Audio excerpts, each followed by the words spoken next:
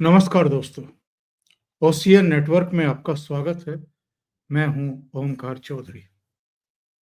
दिल्ली के मुख्यमंत्री आतिशी और आम आदमी पार्टी के राज्यसभा के सदस्य संजय सिंह प्रेस कॉन्फ्रेंस की थी अभी कुछ ही समय पहले उन्होंने। वैसे प्रेस कॉन्फ्रेंस करना तो इनके दाएं और बाएं हाथ का खेल है। ये दिन में 4-4, 5-5 प्रेस कॉन्फ्रेंस भी कर सकते हैं और कई-कई वीडियो भी जारी कर सकते हैं। क्योंकि ये इन लोगों को एक प्रिविलेज है कि दिल्ली का मीडिया बहुत मेहरबानी के साथ, बड़ी कृपा के साथ इनकी प्रेस कॉन्फ्रेंस भी, इनके वीडियो भी एज इट इज दिखाता है और केवल दिल्ली की जनता तक नहीं, पूरे देश की जनता तक उसको पहुंचाता है। इस प्रेस कॉन्फ्रेंस में आतिशी और संजय सिंह कांग्रेस पार्टी से बहुत नाराज दिख रहे थे और खास तौर से अजय माकन ने कल जो प्रेस कॉन्फ्रेंस की है, जिसमें उन्होंने अरविंद केजरीवाल के बारे में कुछ टिप्पणियां की हैं और उनको देश विरोधी, एंटी नेशनल तक कह दिया। इसको लेकर के आम आदमी पार्टी के ये दोनों नेता बहुत नाराज थे और उन्होंने कांग्रेस पार्टी नेतृत्व को, मतलब राहुल गांधी, मल्लिकार्जुन खड़गे को 24 घंटे का समय दे दिया है और ये कहा है कि 24 घंटे के भीतर अजय माकन के खिलाफ कार्रवाई की जाए और यदि कांग्रेस पार्टी ऐसा नहीं करती है तो फिर हम इंडिया अलायंस में, इंडी गठबंधन में कांग्रेस के खिलाफ मुहिम शुरू करेंगे और उसको गठबंधन से बाहर निकालने की मांग करेंगे। यानी कांग्रेस को अब इंडी गठबंधन में भी आम आदमी पार्टी नहीं रहने देगी। अच्छा, हुआ क्या था? अजय माकन ने ऐसा क्या कहा था? अजय माकन ने वैसे इनको भी आड़े हाथों लिया और लगे हाथ, जैसी कांग्रेस के नेताओं की एक आदत बनी हुई है, बिना केंद्र सरकार को कोसे हुए उनका कुछ हजम नहीं होता है। तो उन्होंने दिल्ली के प्रदूषण के लिए, जो नागरिक सुविधाएं हैं उनके लिए, कानून व्यवस्था को लेकर के दोनों को ही कोसा। और कांग्रेस का ये तर्क भी है कि भाई, कानून व्यवस्था तो होम मिनिस्ट्री के तहत आती है। दिल्ली पुलिस जो है वो एलजी और होम मिनिस्ट्री को रिपोर्ट करती है। दिल्ली की लोकल गवर्नमेंट का तो, यानी केजरीवाल गवर्नमेंट का या उनसे पहले शीला दीक्षित का कोई लेना देना था नहीं। सेंट्रल गवर्नमेंट के तहत ही दिल्ली पुलिस काम करती है और अगर यहाँ की कानून व्यवस्था खराब होती है, अपराध बढ़ते हैं, तो फिर इसके लिए केंद्र सरकार जिम्मेदार है।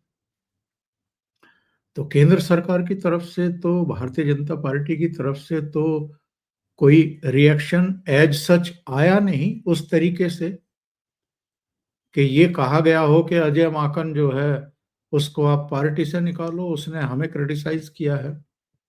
तो ये आम आदमी पार्टी के पेट में दर्द क्यों हुआ? क्योंकि उन्होंने कुछ दुखती रग पर हाथ रखने का काम कर दिया।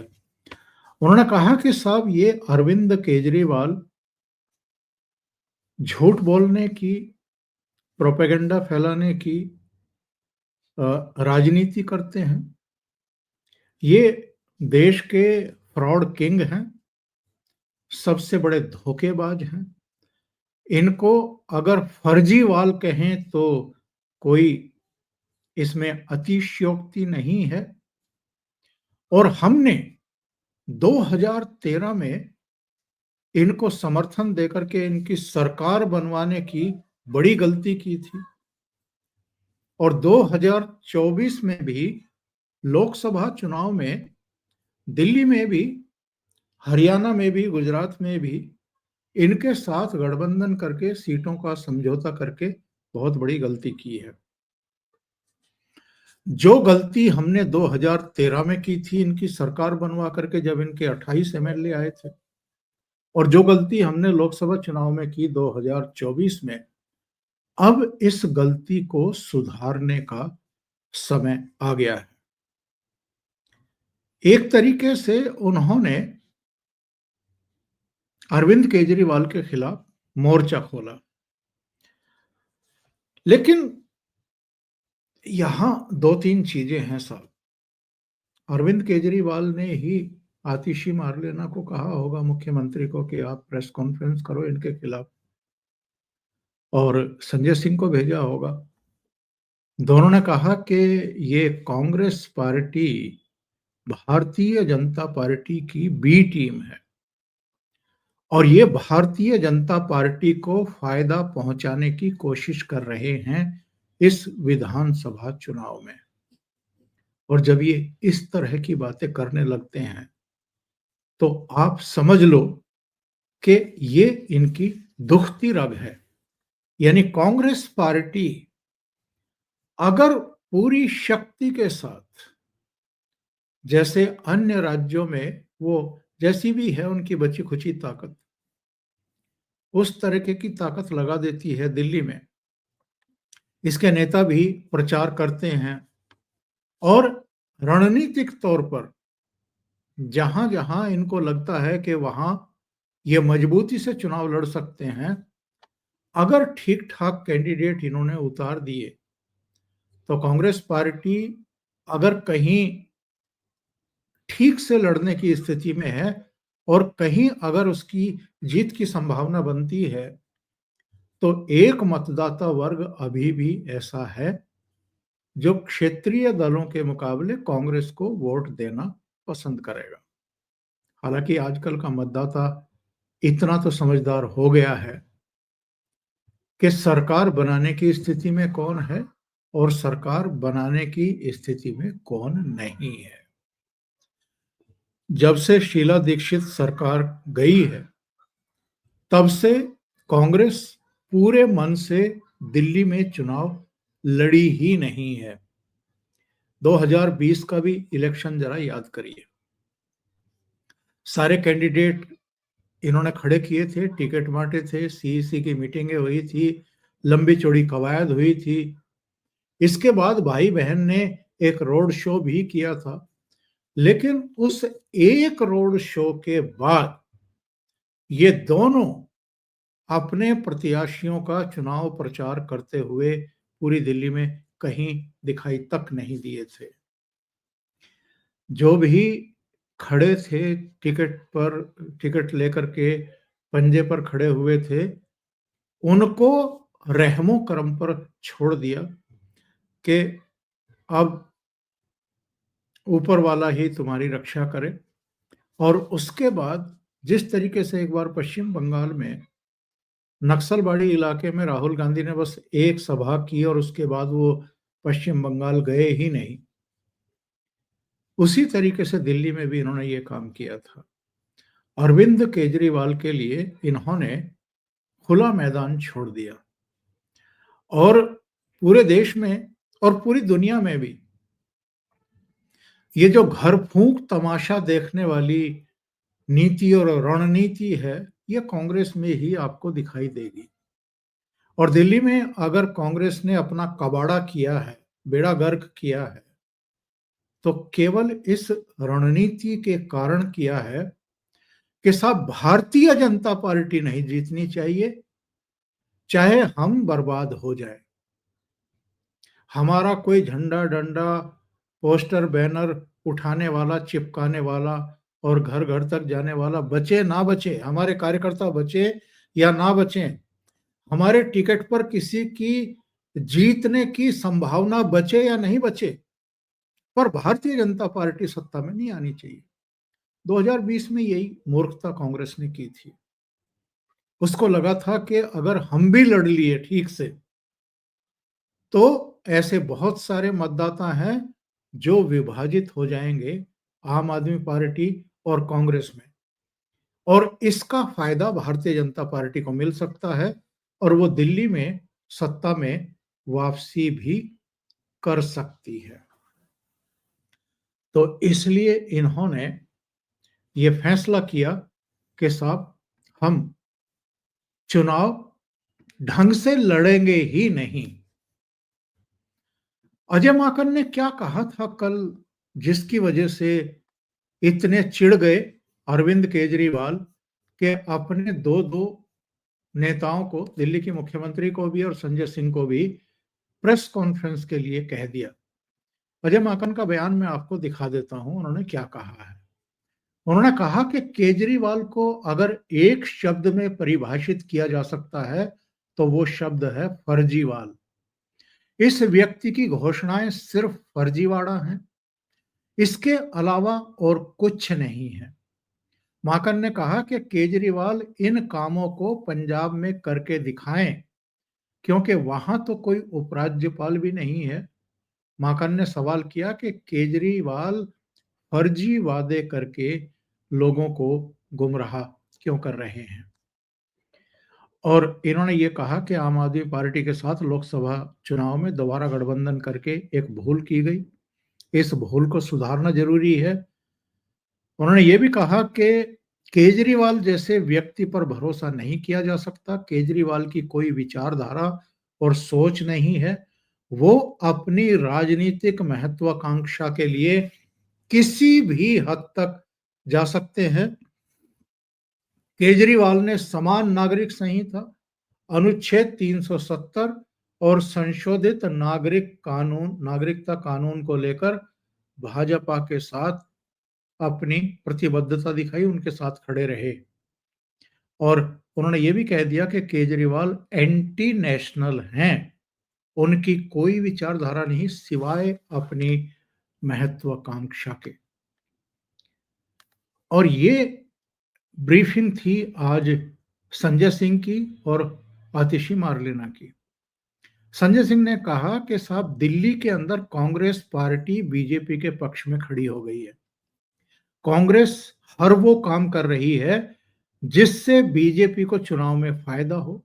दिल्ली के अंदर कांग्रेस के नेता हैं अजय माकन, वो बीजेपी की स्क्रिप्ट पढ़ते हैं, वो बीजेपी के कहने पर आम आदमी पार्टी के नेताओं को टारगेट करते हैं। कल तो उन्होंने हद पार कर दी, उन्होंने देश और दिल्ली के सबसे लोकप्रिय नेता अरविंद केजरीवाल को एंटी नेशनल कह दिया।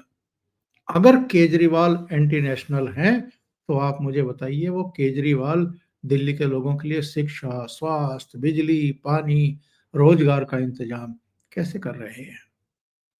और इन्होंने ये भी कहा, कल मैंने देखा वो एफआईआर दर्ज करा रहे हैं। ये किसकी बात कर रहे हैं? कल यूथ कांग्रेस के नेता दिल्ली के एक पुलिस स्टेशन में गए थे और उन्होंने जो ये फर्जीवाड़ा चल रहा है महिलाओं से फॉर्म भरवाने का और उनको ये कहने का कि आप लोग केजरीवाल को, आम आदमी पार्टी को वोट करिएगा, जब वो जीत करके आएंगे, जब वो मुख्यमंत्री बनेंगे तो ही आपको ये 2100 रुपए हर महीने मिल पाएंगे।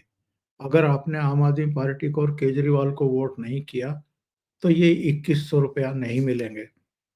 उस पर हालांकि इनके अपने विभाग ने ही अखबारों को विज्ञापन जारी करके, नोटिस जारी करके पूरी दिल्ली की जनता को आगाह किया है कि ये फर्जीवाड़ा है, ये धोखाधड़ी है।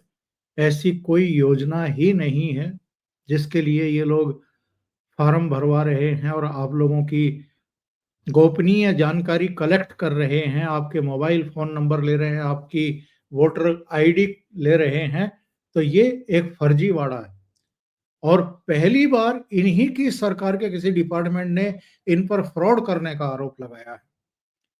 तो ये कह रहे हैं कि साहब यूथ कांग्रेस के लोग जाकर के हमारे खिलाफ एफआईआर दर्ज करवा रहे हैं।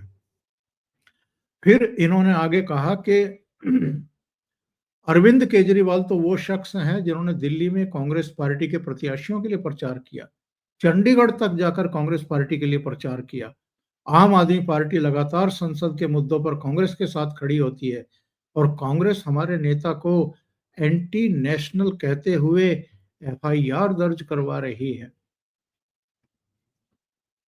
तो ये जो कांग्रेस और आम आदमी पार्टी के बीच में हम और आप भिड़ंत होते हुए देख रहे हैं। दिल्ली विधानसभा चुनाव के लिए किसी भी समय अब चुनाव आयोग की प्रेस कॉन्फ्रेंस हो सकती है और कब नॉमिनेशन शुरू होंगे, कब स्क्रूटनी होगी, कब नॉमिनेशन वापस लिए जा सकते हैं, कब फाइनल लिस्ट होगी, कब मतदान होगा, कब मतगणना होगी, इसकी जानकारी बहुत जल्दी मिल जाएगी और आचार संहिता भी दिल्ली में लग जाएगी। लेकिन उससे ठीक पहले ये आम आदमी पार्टी और कांग्रेस में जो लोकसभा चुनाव साथ मिलकर के लड़े थे, उनमें आपस में अगर सींग भिड़ गए हैं, ये आपस में अगर भिड़ गई हैं, तो इसका अंजाम क्या हो सकता है? इसका नतीजा क्या हो सकता है? इसका नफ़ा-नुकसान क्या हो सकता है? नफ़ा तो इन दोनों में से ही किसी को नहीं होने वाला है इस लड़ाई का। नुकसान अलबत्ता आम आदमी पार्टी को हो सकता है और ठीक-ठाक हो सकता है। क्योंकि मैं पहले भी अपने प्रोग्राम में ये बात कहता रहा हूँ, कांग्रेस अगर पूरी ताकत के साथ दिल्ली में चुनाव लड़े, तो आम आदमी पार्टी को हराना भारतीय जनता पार्टी के लिए बहुत आसान हो सकता है। 3-4 चीजें हैं। प्रत्याशियों का चयन भारतीय जनता पार्टी का ठीक होना चाहिए। जो गलतियां अतीत में की जाती रही हैं, उसके द्वारा वो गलती नहीं दोहराई जानी चाहिए। बिल्कुल स्पष्ट एक विज़न के साथ उनको मतदाताओं के बीच में जाना चाहिए। अरविंद केजरीवाल ने पिछले 10-11 सालों में कब-कब, क्या-क्या वादे किए हैं और वो किस तरीके से उन वादों को पूरा करने में विफल रहे हैं, ये एक्सपोज़ किया जाना चाहिए। एक प्रामाणिक चेहरा मुख्यमंत्री के तौर पर अगर वो सामने लेकर के आए, तो अरविंद केजरीवाल को, उनकी पार्टी को बीजेपी हरा सकती है। लोकसभा चुनाव में 2014 में, 2019 में, 2024 में आप आम आदमी पार्टी को हरा ही चुके हैं। इनका वोट ऑफ परसेंटेज आप देख लीजिए। उससे भी पता लग जाता है कि भारतीय जनता पार्टी के पक्ष में क्या है। इसी 2024 के लोकसभा चुनाव में भारतीय जनता पार्टी को 54% से अधिक वोट शेयर मिला है दिल्ली में और आम आदमी पार्टी को 24% के आसपास मिला है। कांग्रेस पार्टी को 18% मिला है। तो कांग्रेस अगर ठीक से लड़ गई, तो आम आदमी पार्टी को नीचे ही रोक सकती है। और 2019 की भी अगर बात करें, तो भारतीय जनता पार्टी को 57% के आसपास वोट शेयर मिला था। तब आम आदमी पार्टी को 18% मिला था और कांग्रेस पार्टी को 22% वोट शेयर मिला था। तो ऐसी कंडीशन में जो भी दिल्ली की राजनीति का मिजाज जानते हैं, वोटिंग पैटर्न जानते हैं और जितना टर्नआउट होता है उसको जानते हैं और जो अतीत की घटनाएं हैं उसको भी समझते हैं। ये जो झगड़ा शुरू हुआ है, जो नाक की लड़ाई शुरू हुई है और जो जिस तरीके से अब आम आदमी पार्टी धमकी देने पर उतर आई है कि कांग्रेस या तो अजय माकन के खिलाफ कार्रवाई करे या फिर हम जो हैं इंडिया अलायंस में उसे अलग थलग कर देंगे या इंडिया अलायंस से कांग्रेस को निकाल बाहर करवाएंगे। ये चीजें यहीं थमने वाली नहीं है। हाँ, एक शंका जरूर है। ये वो अजय माकन हैं जो बार बार अरविंद केजरीवाल के खिलाफ मोर्चा खोलते हैं, कांग्रेस की उनके साथ नजदीकी या सीटों का समझौता या गठबंधन का विरोध भी करते हैं। लेकिन जब ऊपर से कान उमेठा जाता है इनका, तो ये शांत होकर के चुपचाप बैठ जाते हैं। ऐसे 2-3 किस्से मुझे याद आ रहे हैं। मनमोहन सिंह प्रधानमंत्री हुआ करते थे, अमेरिका के दौरे पर थे। Ajay Maken press club of India में दिल्ली में प्रेस कॉन्फ्रेंस कर रहे थे और वहां पर जो एक अध्यादेश लाया गया था मनमोहन सरकार के द्वारा, जिसमें लालू यादव को प्रोटेक्ट किया गया था क्योंकि उन पर भ्रष्टाचार के आरोप थे, तो उस अध्यादेश का अजय माकन बचाव कर रहे थे। तभी उनको जानकारी दी गई कि राहुल गांधी पहुंच रहे हैं। राहुल गांधी आए, मीडिया के सामने बैठे और जो अजय माकन अब तक उस अध्यादेश का बचाव कर रहे थे, उस अध्यादेश के बारे में राहुल गांधी ने कहा कि इसको तो फाड़ करके रद्दी की टोकरी में डाल देना चाहिए, अध्यादेश को। उसको लेकर के प्रधानमंत्री नरेंद्र मोदी और भारतीय जनता पार्टी अभी तक भी राहुल गांधी पर हमले करते हैं और हमले किए भी जाने चाहिए। उनकी सरकार की कैबिनेट अगर कोई फैसला करती है तो आप बिना किसी पद पर रहे, या तो आप अपने आप को सुपर प्राइम मिनिस्टर मान रहे हैं कि आप कैबिनेट का अध्यादेश फाड़ करके फेंकने की बात कर रहे हैं, या आपको समझ नहीं है संवैधानिक रूप से गठित सरकार के फैसले को अगर आप इतने हल्केपन में ले रहे हैं और इस तरीके से अगर कैबिनेट का, सरकार का, प्रधानमंत्री का अपमान कर रहे हैं, तो आपको समझ नहीं है या आप बहुत एरोगेंट हैं। राहुल गांधी ने जैसे ही यू टर्न लिया उस अध्यादेश पर, इसके बाद अजय माकन भी यू टर्न ले लिया, वहीं बैठे बैठे यू टर्न ले लिए और फिर अध्यादेश के खिलाफ बोलना शुरू कर दिया।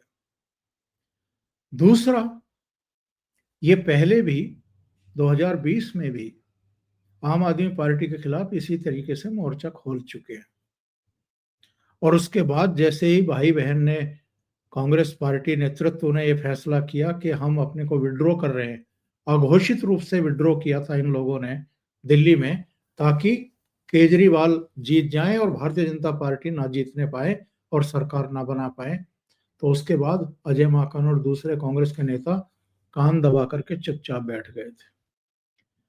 तो खतरा तो इस बार भी है अजय माकन जी कि आपको एक बार फिर दुम दबा करके बैठना ना पड़ जाए। कल भले ही आप कह रहे हों कि अरविंद केजरीवाल एंटी नेशनल हैं, फर्जीवाल हैं, और क्या शब्द का इस्तेमाल किया, फ्रॉड किंग हैं, लेकिन अगर राहुल गांधी ने आपको कह दिया कि साहब हमें तो अपना घर ही फूंक करके तमाशा देखना है, तब आप क्या करिएगा। अभी के लिए इतना ही। बहुत बहुत धन्यवाद। अगर आपको ये चैनल और इसके कंटेंट पसंद आ रहे हैं तो लाइक करें, कमेंट करें, वीडियो को शेयर भी करें। अभी तक अगर आपने ये चैनल सब्सक्राइब नहीं किया है तो सब्सक्राइब कर लें, साथ में लगे बेल आइकॉन को दबाना ना भूलें, ताकि आगे आने वाले वीडियो और उनके नोटिफिकेशन आप तक पहुंचते रहें। बहुत बहुत धन्यवाद। नमस्कार।